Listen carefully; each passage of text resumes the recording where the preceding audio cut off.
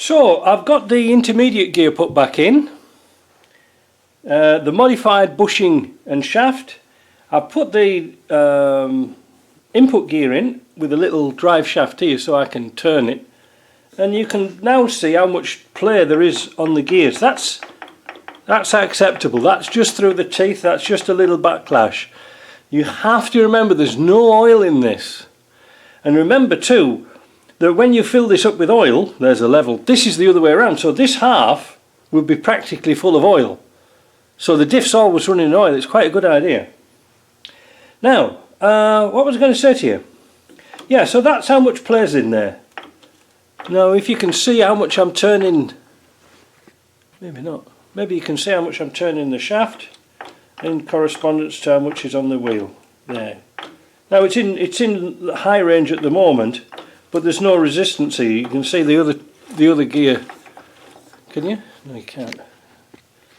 I can't zoom out anymore. So if I hold the rear prop, you can see the front working. There's the differential working, and there's no clunking in there. It's just that's just a little bit of lash, which is kind of common. You have to have something, of course. When these gears expand, it'll all tighten up again when it's hot. So what did I want to talk to you about? Well, let's put this little cover on here. Like that. We'll use that as a table, because what we did at the machine shop, we observed something kind of interesting. It was so interesting I've lost the bloody... Here we are. What a muppet. We observed at the machine shop that every one of these pins that we take out, that it's polished here and diagonally opposite here. Now you probably observe this is nice and shiny, but it's an old shaft. JP put it on his grinder and took 1/1000 of an inch off there to take any marks and burrs off here from when it's been taken out in the past. It was looking a bit rough. Anyway, he's cleaned it up so we can use these again. The polished area here, it's just polished. There's no sort of raised areas on it. It's just polished. So why is it polished, you ask? How can it be polished? And how can it be polished diagonally opposite? Well, this could account to why this bushing wears out here. It's too damn small.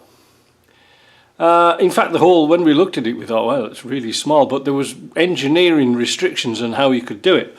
Here is a gear. This is the 1.4 I'm going to put back in to another transfer box I'm going to do today. But you can see how restricted you are for the low range, the size of gear. Size of bearing, not size of gear. What am I talking about? It's too early. But on the other side, you've got a small bearing, but you could put a bigger one in. But the problem is, how are you going to put the pin in? If you see what I mean. If you put a bigger bearing in, it's going to have a bigger bore. Well, you won't be able to get the pin in. So they've used this pin. It's actually 1 inch diameter. It's all inch sizes. So what we came to the conclusion was this. This is a big, heavy mass turning. Oh, I love mass. Anyway, you've got this piece in your casing and this piece in your casing supported by 2 O-rings, and there's a nut here to pull it tight. So really what's happening, as far as we could see, because this is heavier at this end and that end, this is twisting a little, it's forcing it to twist, like chubby checker. It's twisting again, ever so slightly. And this is the downfall of putting these sleeves in. So what we did was, I put a sleeve in for this transmission here, this one here. Where have I lost that now? Where's that gone? Oh, yeah. So what I did was I put this together as standard, right? No problem at all. Standard procedure, used a collapsible bush. This is a new one, and this is a compressed one. Let's have a look and see how much it's compressed. We'll do it in millimetres because that might be easier, even though it's in inches.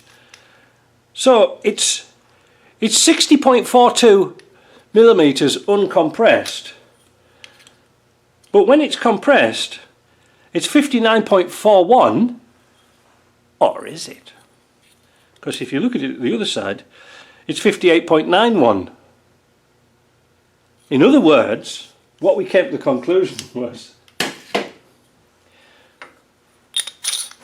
when the bearings are compressed onto this shaft, this bush is not compressing completely square.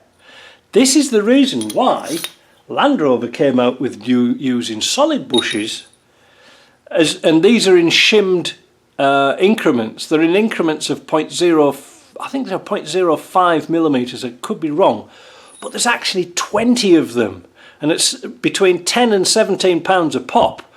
Gets kind of expensive to have a collection on your shelf, whereas these, they're less than £1, I think, so they're not too expensive. So what I did was, we came to a really sort of funny situation. Well, funny way to work it out. We put a brand new sleeve in here, in there, put a brand new one in, compressed it so that there was no backlash on it at all, and it was sort of free to turn. Got that? Then we took it out and measured this, but what we did was we averaged the height and then made a steel bush. Now why have I got two? Because we made one just a tiny bit bigger than this one, because if this one was too small, we could put this one in, and if it's still not right, even though it's Saturday morning, JP's working on a job, he says, oh, pop down, I'll grind a little bit off it for you if it's too sloppy. And it's absolutely perfect. There's no play on that at all, and we know, because now it's got a thicker bush with nice parallel sides on it, which are touching the bearings inside better. There isn't much of a chance of this moving, and that's why Land Rover must have done it. That's why they did it in the Puma type boxes, because it seems to be an awful problem with that pin turning. Now, if it was me, I would have put a bigger. You know, it might have been better if you put a bigger diameter on there so it's got more surface area, but it's sort of the nature of the beast, really. So anyway, from now on, all my boxes will be bushed and steel tubes in. Now what it means is, obviously, I've got to buy the collapsible spacer anyway, but that's nothing. It's only a few pence, because I'm saving a fortune by getting JP to knock these, because this is just standard tube. There's nothing fancy about it, it's just a piece of tube. But that's what we're going to do in future. Now, just one other thing about these collapsible tubes, and one thing that JP noticed, because he'd done work with GMs and stuff like this. If you look at a GM collapsible spacer for a pinion at the back of the back axle, the bush is raised in the middle, so it comes out, then it's a little dimple sort of thing all the way around, so it looks like it's compressed. Now the beauty about that is it's like pre-compressed. That means that when you do compress it, it's not collapsing all cockeyed like this one. I don't know if you can pick that up,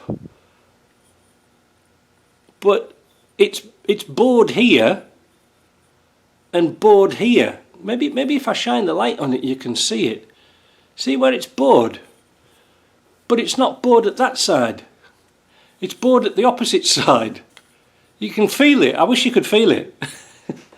So that's what we're going to plan to do in the future with all transfer cases. We'll just simply bush it. It takes a little bit more time, but I think it's going to be a good job. And like I say, now we've got our gears in here, we're going to take this out and clean it all up again, because it's got a bit of dirt, because I've been showing you all this stuff.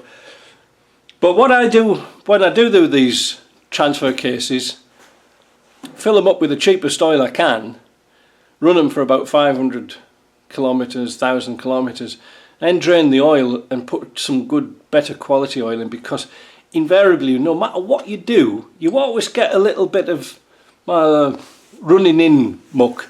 And because there's no filters in these, there's nothing to stop the oil getting dirty. It's continuously circulating bits and pieces, and because, like I say, no matter how clean you get it, the teeth are always going to wear and mesh together. So it's best to let them mesh in, drain the oil off, and then put some good oil in. So that's why I'm not too concerned at the moment. So there we go. I hope that's a little bit more of an insight. Another one of those magic things we do. But you can see quite clearly here This is a replication of your input shaft. Actually, it's a drive shaft off a old series. 10 splines, the same. But you can see, look, keep your eye on here. Maybe you can't see. Maybe that's better. You can see the front one. If I hold this front one, you can see my hand turning. So there's no real backlash in this. If it was going like this, well, there'd be something to write home about. But there we go. That's it. So I'm going to box this up. Got to change the speedo drive because this is a special one for the V8 and V6. Sorry. We might get that put in tomorrow. Sunday. I might have a day off. I don't know. Oh no, can't have a day off tomorrow because it's what day is it tomorrow? So it's Sunday. So that means it's the Sunday sort out. Have I got some surprises for you? All right.